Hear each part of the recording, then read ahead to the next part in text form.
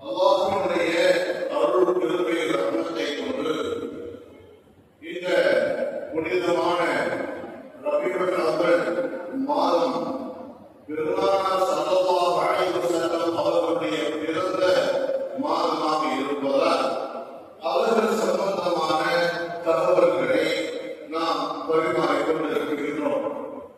பெருமக்களே, அல்லாஹ் தஆலா பெருமானார் ஸல்லல்லாஹு அலைஹி வஸல்லம் அவர்களை படைத்து அவர்களை அணுமணுவாக ரசித்து இருக்கின்றார். அவர்களுடைய வாழ்க்கையை நமக்கு அனைவருக்குமே ஒரு அற்புதமான பாடமாக அமைந்திருக்கின்றார். ஒரு மனிதன் எப்படி வாழ வேண்டும் என்ற வாழ்க்கை நெறியை சொல்லிக் கொடுத்ததோடு மட்டுமல்ல, வாழ்ந்தும் காட்டியிருக்கின்றார். பெருமானார் ஸல்லல்லாஹு அலைஹி வஸல்லம் அவர்களுடைய சிறப்புகள் பற்றி சொல்லக்கூடிய பல ஆயத்துக்களை நாம் குர்ஆன் ஷரீஃபில் பார்க்க முடியும். அந்த அடிப்படையில் அல்லாஹ் தஆலா பெருமானாருடைய நற்குணத்தை பற்றி சொல்லும் பொழுது, இன்னக லஅலா குலுகின் அலீம், நபியே நாயகமே, நீங்கள் உயர்ந்த குணமுடையவராக படைக்கப்பட்டிருக்கிறீர்கள் அப்படின்னு சொல்றோம். அன்பான பெருமக்களே, நபி ஸல்லல்லாஹு அலைஹி வஸல்லம் அவர்களுடைய உயர்ந்த குணத்தை பற்றி நாம் பேச வேண்டும் என்று சொன்னால் ஒரு ஜும்ஆ பத்தாது. இமாம் முஸ்லிம் ரஹ்மத்துல்லாஹி அலைஹி அவர்களுடைய 360 நற்குணங்கள் சம்பந்தமாக தனி ஒரு கிதாப் எழுதியிருக்கின்றார். சற்றேறக்குறைய 9 பாகங்கள் கொண்ட அந்த கிதாப் மிகவும் பிரபலமான பிரசித்தி பெற்ற அற்புதமான விஷயம். எந்த மனிதனுமே நற்குணம் படைக்கிறோம், நல்ல மனுஷங்க, இவருடைய ஆட்கள், இவர் நல்ல குணம் உள்ளவர் என்று யாரெல்லாம் நாம் வர்ணிக்கின்றோமோ அவங்களெல்லாம் ஒரு குணத்தில் நல்லவராக இருப்பார், அல்லது 2-3 குணங்களில் நல்ல குணம் உள்ளவராக இருப்பார். ஏதோ ஒரு குணத்திலே அவர் சோழை போய் இருப்பார். மக்களுக்கு மத்தியில், குடும்பத்துக்கு மத்தியில் அவரை பற்றி ஒரு தப்பான அபிப்பிராயம் ஏதாவது ஒன்று இருக்கும். ஆனால் 360 நற்குணங்களை பெற்ற பெருமானார் ஸல்லல்லாஹு அலைஹி வஸல்லம் அவர்கள் ஒரு குணத்திலும் கூட சோழை போடவில்லை. எல்லா குணத்திலும் பரிபூர்ணமான 100% அதாவது சுத்தமான குணமுடையவர்களாக இருந்தார்கள்.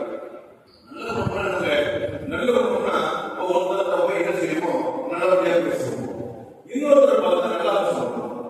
இது நல்ல குணமா?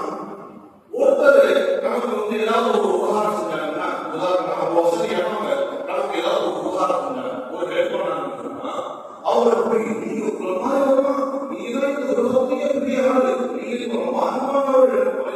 பேசுவோம்.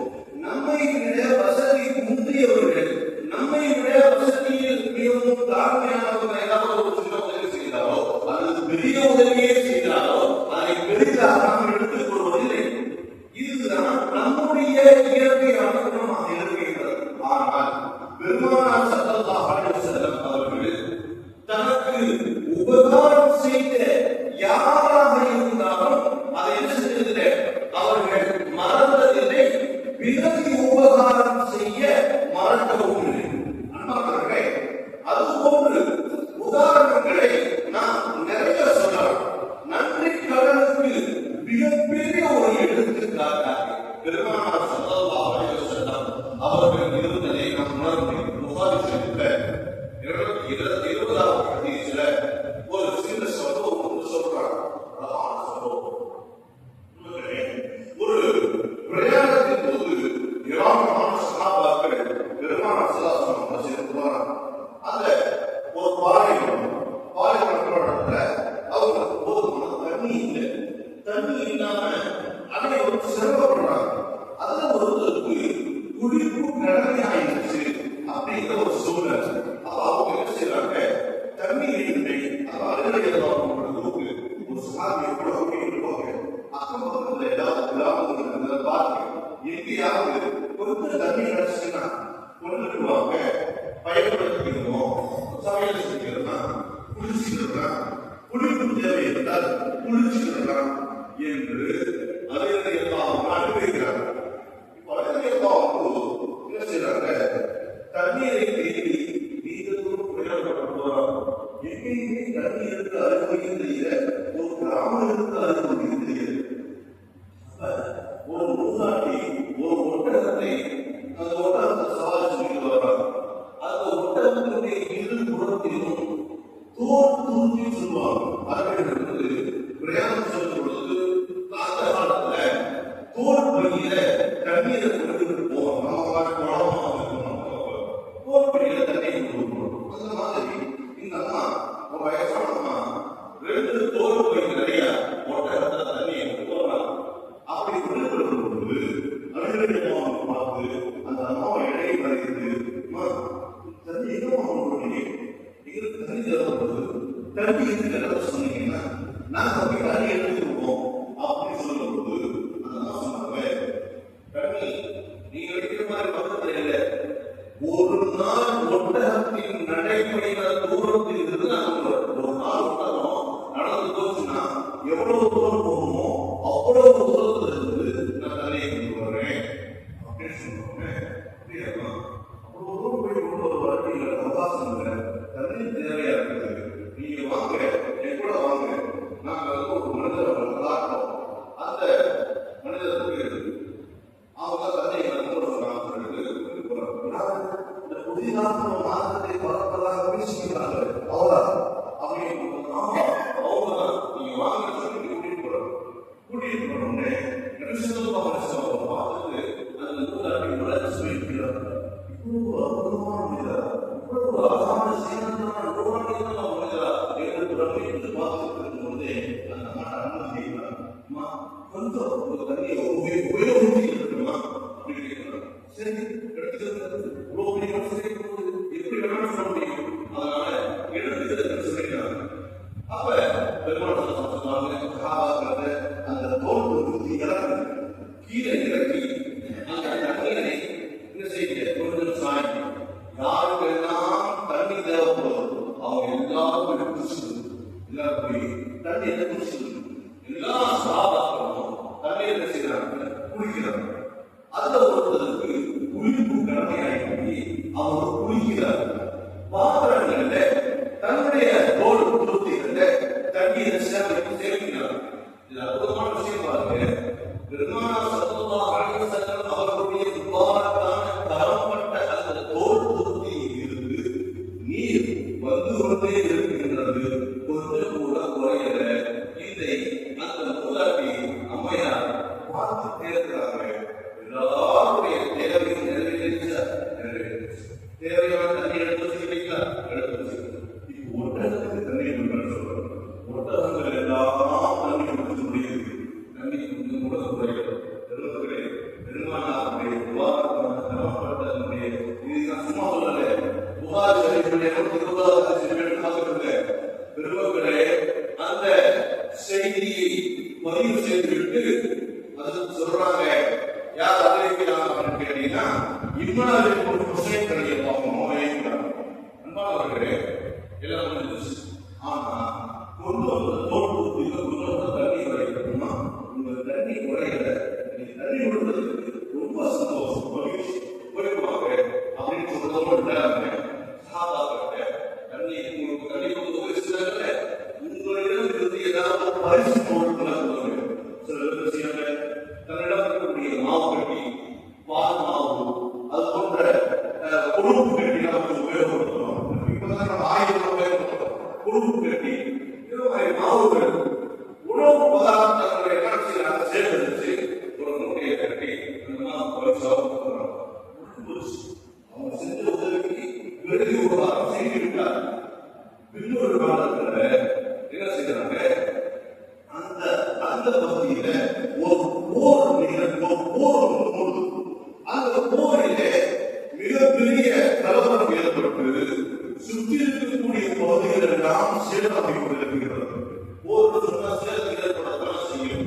அப்படி சேதம் ஆகும்போது சொல்றாங்க, அந்த மூதாட்டிகள் தண்ணி விடுவாங்களே அவங்களுடைய கிராமம். அந்த கிராமத்தை எந்த சேதமும் ஆகாம நீங்க பார்த்துக்கலாம் அப்படின்னு சொல்லக்கூடிய அந்த வார்த்தை இருந்ததுல அந்த மூதாட்டி சாபாக்களுக்கு செய்கிற நன்றியை அவர்கள் எப்படி பிறகு உருவாக்கியிருக்கிறார்கள். நன்றி மறக்காதன்னு சொல்லக்கூடிய அற்புதமான குணத்தை பெற்றவர்கள். அங்க அந்த கிராமத்தில் வந்து எந்த விதமான பிரச்சனை ஏற்படாமல் கடந்து இருக்கிறது போது மக்கள் எல்லாம் பீதியில் இருக்கிறார்கள். அந்த மூதாட்டி மக்கள் அடைச்சு எல்லா ஊர்களும் சிரமத்தில் ஆக்கப்பட்டு மிகவும் கஷ்டப்பட்டு சேரப்பட்டிருக்கிறது போருக்காக. இந்த நம்முடைய கிராமமும் எந்த பாதிப்பும் ஆகலையே. ஏன் தெரியுமா? ஒரு நாள் நான் தண்ணீர் கொண்டு வரும் பொழுது அவர்கள் நிலத்தில் தண்ணீர் கேட்டார். நான் தண்ணீர் கொடுத்தேன். அதற்கு நன்றி உபகாரமாக நம்முடைய கிராமத்திற்கு எந்த தொந்தரவும் ஏற்படாமல் அவர் பார்த்துக் கொண்டார் சொன்னால் அவர்தான் உண்மையான மாற்றத்தை கொண்டு வந்தவர். அவருடைய மாற்றத்தில் நாம் இணைவோமா என்று கேட்டு அந்த மக்களை அழைத்து வந்து மாற்றத்தை இணைத்த அந்த அற்புதமான சரித்திரத்திற்கு அவர்கள் நன்றி உபகாரம் பாராட்டுவதில் எவ்வளவு உயர்ந்த குணத்தை அடைந்திருக்கின்றார்கள் என்பதை நாம் விளக்கிக் கொள்ள முடியும். அதுபோன்று உபாதி செலுத்துகின்றது 1493 ஒரு ஹதீஸ் அறிவிக்கிறார்.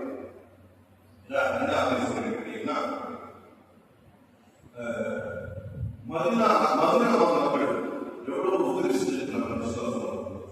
மக்காவில் இருந்து மதீனாவுக்கு போகும்போது நிராயுதபாணியாக சாப்பிடுவதற்கு கூட வசதி இல்லாத சூழ்நிலையில, போனால் தங்குவதற்கு கூட இடம் இல்லாத சூழ்நிலையில, பராமையான ஒரு சூழ்நிலையில போய் மதீனா சேர்றாங்க.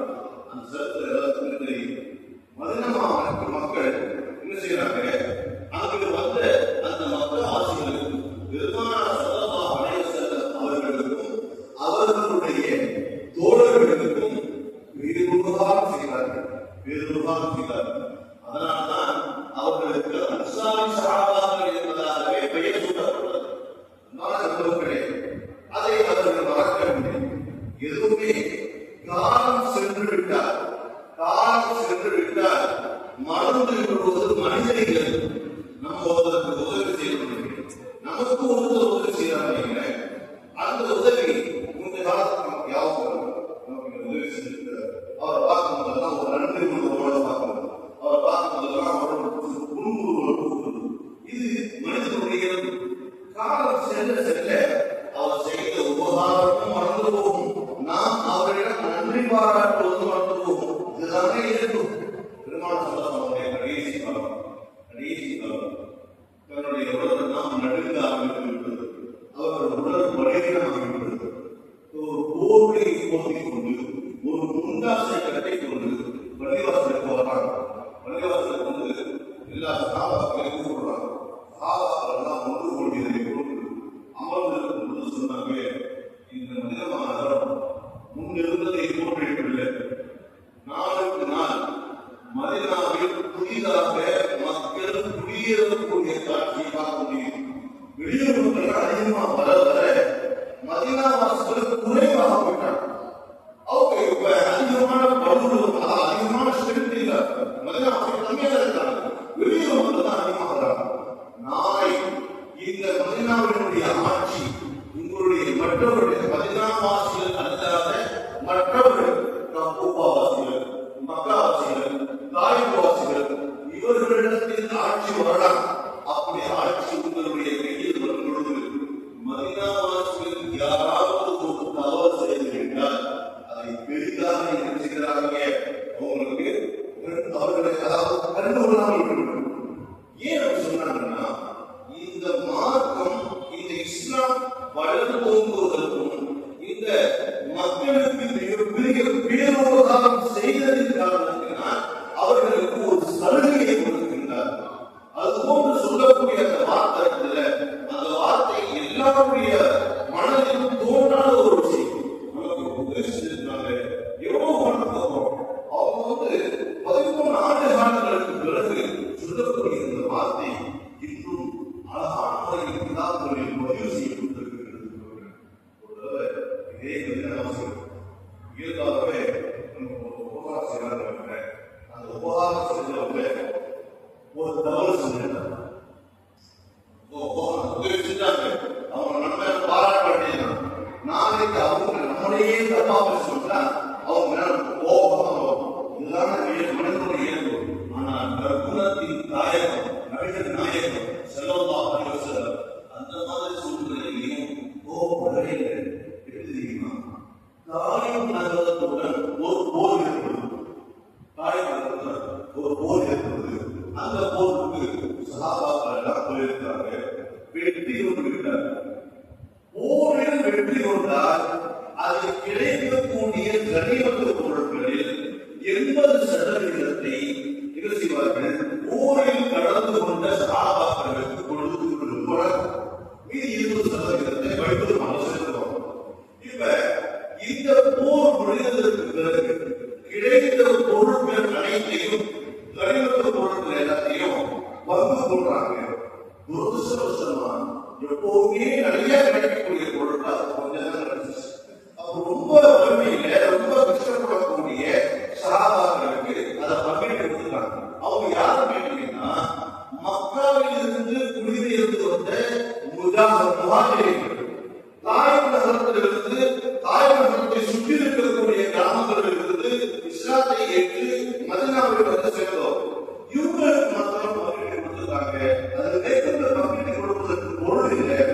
இந்த சிச்சுவேஷன்ல மதீனாவை சேர்ந்த அன்சாரி சஹாபாக்களுடைய இளைஞர்கள் இப்படி பேசுகிறார்கள். போர் வந்துச்சுன்னா நம்மளை கூப்பிடுறாங்க, நாம வாரத்துக்கு போருக்கு போறோம். ஆனா வெற்றி வந்துச்சுன்னா அது கிடைக்கக்கூடிய லாபங்களை அதாவது மக்காவாசிகளுக்கே கொடுத்து விடுகிறார்கள். நம்மளை பெருசா கண்டுக்கிறதுல இது அல்லாஹ்வுடைய நாட்டமாக இருக்குமானால் அது நமக்கு நம்ம தோன்றிக்கிறோம். இது நபிசல்லாஹுடைய முடிவாக இருக்குமானால் இதை என்னன்னு கேட்கணும் அப்படின்னு இது இயல்பாவது உண்டாகிறதான மனிதர்களுக்கு மத்தியில் இப்படி பேசிக்கிறாங்கிற செய்தி நபிசல்லாஹுடைய பாதுகாப்பு. அப்ப அந்த அன்சாரி சஹாபாக்கள் எல்லாத்தையும் சொல்றாங்க.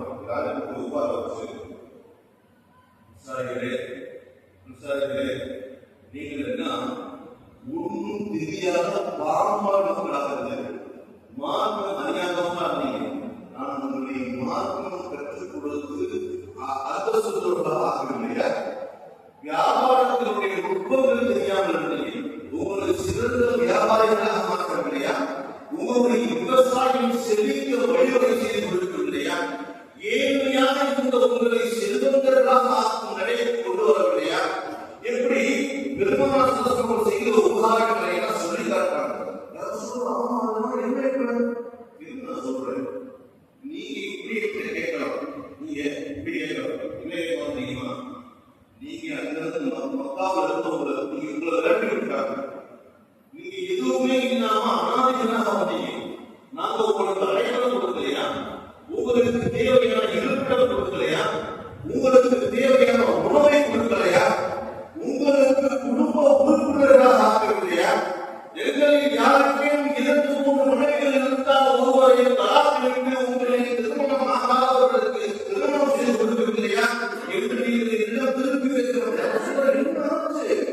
ஏன் பேசிட்டு இருக்கீங்க? அன்சாரி சஹாபாக்களை மூத்தவர்களுக்கு ஏற்றாங்க சொல்லுகிறீர்கள். இது போன்று நீங்கள் பேசிக் கொண்டதாக வந்துச்சு. பொருட்களில் எங்களுக்கு பங்கு கொடுக்கிற அப்படின்னு சொல்லி நீங்க உங்களை இருக்கிற அவர்கள் செல்வங்களை தங்களுடைய வீட்டுக்கு கொண்டு போறாங்க. ஆனால் நீங்க அன்சாரிகள் அல்லாஹ்வையும் அல்லாஹ்வுடைய ரசூலையும் அந்த திருப்தியையும் பொருத்தத்தையும் நீங்கள் வீட்டுக்கு எடுத்து செல்கிறீர்கள் என்ற அந்த செய்தியை பெருமானார் ஸல்லல்லாஹு அலைஹி வஸல்லம் அவர்கள் மிகவும் அழகான முறையில் சொல்லியிருக்கிறார்கள். அவர்கள் தனக்கு செய்த உபகாரங்களை எப்பொழுதுமே நன்றி மறக்காத அற்புதமான ஒரு நபியாக வாழ்ந்திருக்கிறார்கள் என்பது நாம் மறுத்திட மறக்க முடியாத ஒரு அற்புதமான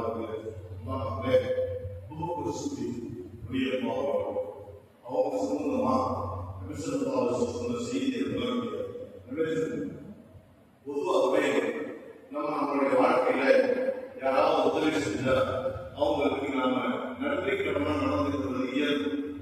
சில வசதி இருந்தா அதுக்கு பிறகு உபகாரம் செய்வது இயல்பு. நமக்கு சில பேர் உதவி செய்வாங்க, அவர்கள் உதவி செய்வோம், அது நன்றியாக இருப்போம். இப்படி இருக்கக்கூடியவங்க அதிகம் நமக்கு உதவி செய்யக்கூடியவர்கள் அதிகமாக பொழுது நாம் அதை செய்வது மறந்து விடுவோம். ஆனால் பெருமானார் ஸல்லல்லாஹு அலைஹி வஸல்லம் அவர்கள் தனக்கென்று செய்யப்பட்ட எந்த உதவியுமே மறக்காதவர்கள். அபூபக்கர் சித்தீக் ரலியல்லாஹு அன்ஹு அவர்கள் சம்பந்தமாக சொல்லுவாங்க, எனக்கு யாரெல்லாம் உபகாரம் செஞ்சாங்களோ அவங்க எல்லாத்துக்குமே நான் பிரதி உபகாரம் செஞ்சேன். ஆனால் அபூபக்கர் சித்தீக் ரலியல்லாஹு அன்ஹு அவர்கள் எனக்கு செய்த உபகாரத்திற்கு பிரதியாக நான் இதுவரைக்கும் உபகாரம் செய்து முடியவில்லை. அப்படி இருந்தாலும் உபகாரம் செய்தார். எத்தனை சொல்லுவது அவர்கள் இந்த மாற்றத்திற்காக பெருமானாருக்காக தன் உடலையும் உயிரையும் பொருளையும் தியாகம் செய்த மிகப்பெரிய பெருமானார் அபூபக்கர் சித்தீக் ரலியல்லாஹு அன்ஹு என்பதை நாம் மறுத்திட முடியுமா? பெருமானார் ஸல்லல்லாஹு அலைஹி வஸல்லம் அவர்களுடைய தாய் மதீனாவுக்கு இதில் சென்ற போது நடந்த நிகழ்வு சம்பந்தமாக நாம் பல பயான்களை சொன்னோம். அந்த குகைக்குள் இருக்கும் பொழுது பெருமானாருக்கு அவர்கள் கொடுத்த அந்த பாதுகாப்பை மிகவும் வெற்றி பேசுவார்கள். அவங்க சொல்லுவாங்க, என்னுடைய வாழ்நாள் முழுவதும் செய்த எல்லா அமல்களையும் நடத்துகிறேன். அபூபக்கர் சித்தீக் கொடுத்தவரை அபூபக்கர் சித்தீக் முன்னே ஒன்று போதும் எழுதிமா அந்த சவுல் குகையில பெருமானார் ஸல்லல்லாஹு அலைஹி வஸல்லம் அவர்களுக்கு 3 தினங்கள் பாதுகாப்பாக இருந்தாங்க. அந்த ஒரு நன்மையை மட்டும் கொடுத்தாங்கன்னு சொன்னா நான் என்னுடைய வாழ்நாள் முழுவதும் செய்த அனைத்து நன்மையும் அவங்களுக்கு கொடுத்து சொன்னாங்க. இப்பேற்பட்ட உபகாரமாக இருந்திருந்தால் அவங்க எப்படி சொல்லியிருப்பார்?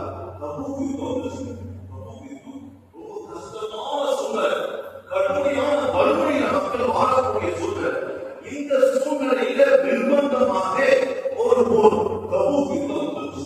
அதுல தபூக் யுத்தத்துல நிதி திரட்டுறாங்க. எப்படி நிதி திரட்டுறாங்க? ரொம்ப வறுமையான ஒரு சூழல், ரொம்ப நீண்ட தூரம் பிரயாணம் செய்யக்கூடிய ஒரு சூழ்நிலை இருக்கிறோம். அதனால உங்களுடைய செல்வங்களுக்கு ஏதாவது உதவி செய்ய அப்பதான் இந்த போர் நடத்த முடியும் அப்படின்னு சொல்றாங்க. அப்ப முரணிய இந்த தடவை நாம அபூபக்கர் சித்தீக் ரலியல்லாஹு அன்ஹு விஞ்சிருக்கு. எல்லாருமே கஷ்டமான சூழ்நிலை. அப்ப அவர்கள் என்ன பண்றாங்க? தன்னுடைய வீட்டில் இருக்கக்கூடிய பொருட்களின் பாதி பொருட்களை கொண்டு வந்து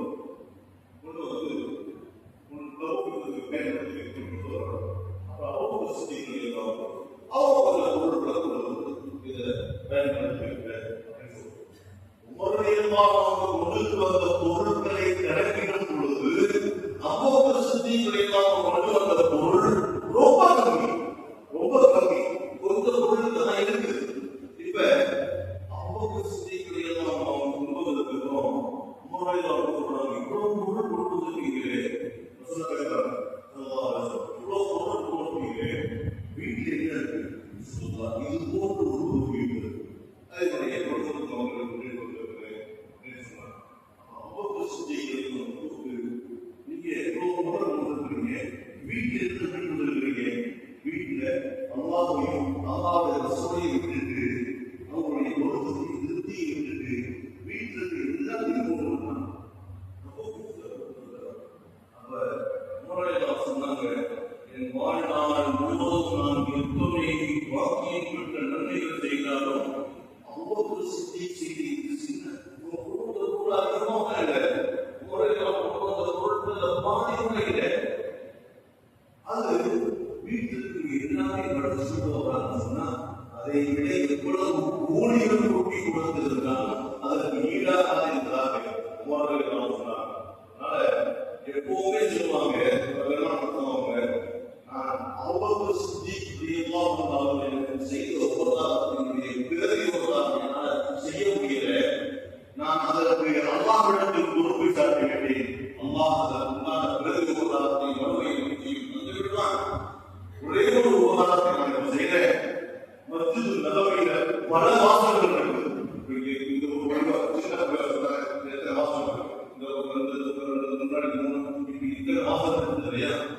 இத்தனை வாசல்களும் அதே போன்று மதினாவையும் வாசல். இந்த சைடு இருக்கிறவங்க ஒரு பக்கம் சேருவாங்க, இந்த சைடு இருக்கிறவங்க இந்த பக்கம் சேருவாங்க. அவங்களுக்கு தேவையான பாதைகளை அமைத்து வாசல் உருவாக்கிட்டாங்க.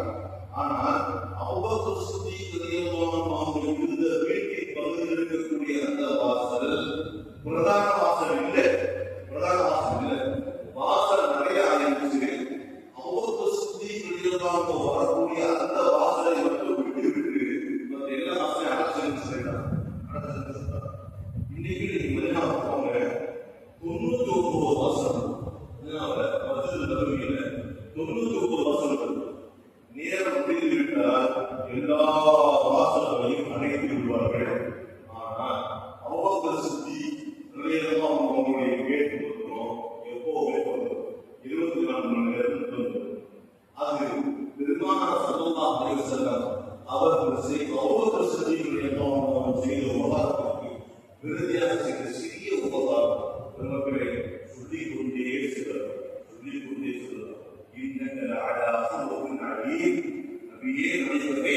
நீங்கள் உயர்ந்த குணத்தின் கொண்டு படைக்கப்பட்டிருக்கிறீர்கள். பெருமானார் ஸல்லல்லாஹு அலைஹி வஸல்லம் அவருடைய உயர்ந்த குணத்தை விளக்கி பெருமானாரின் மீது எந்த அளவுக்கு முஹப்பத் நாம் வைக்க வேண்டும் என்று அல்லாஹ் நாடுகிறானோ அதை விட அதிகமான கருதி